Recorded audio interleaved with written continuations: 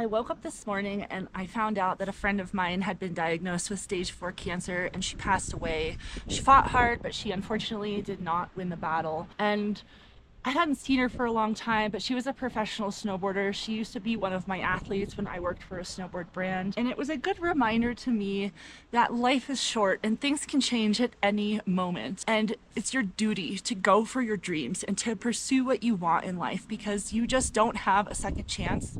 And I also realized that so many people are absolutely miserable. They're fat, they're lazy, they're broke, and they say they want to do something about it and change, but they don't actually do it.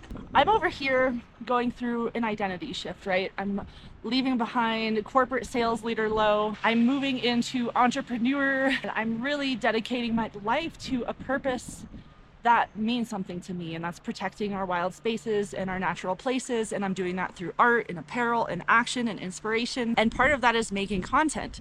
And a lot of people think it's super weird and cringy that I like to make content and that I'm showing up here and putting myself on the internet to talk about what I believe in. However, the people that are hating on me for that and calling it cringy and weird and saying, well, why do you want to be an influencer, they are just too scared to try. I've realized that people don't want you to do better than them. They'll cheer for you until you're at their level, but not when you go further. They don't want you to succeed because it shows them that they are not going for their dreams. So I think that as I've started this new journey, I've noticed that people are not very supportive, and people are going to try to tear you down as you try to do bigger and better things in life. That is an indicator that you're on the right path, because I make content because they're over there sitting on their phones scrolling, eating potato chips all night. I snowboard and exercise and walk and hike because I don't want to look like them. I don't want to feel like them. And I live in a cabin in the woods because I love being surrounded with nature, and everyone will tell me, oh, you're so lucky,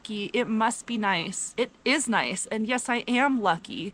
I worked really hard for this. I made choices that aligned with what I wanted, and this life is a product of my choices and my actions and my resources and my ability to continue to go for what I want when it got hard, when it got scary, when other people thought I was crazy, when I was different, when I felt like an outsider, when I lost friends.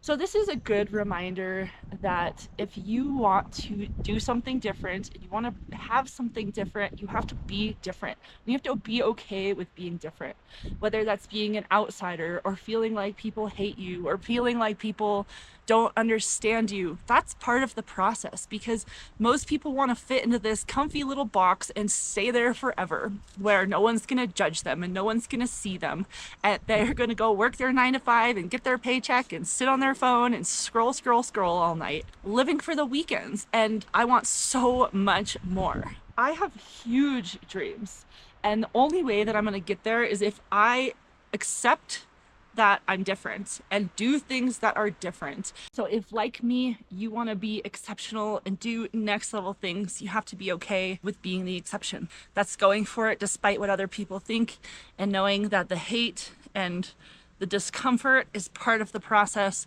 because you're making other people feel uncomfortable about themselves and the lack of effort that they're putting towards their own dreams.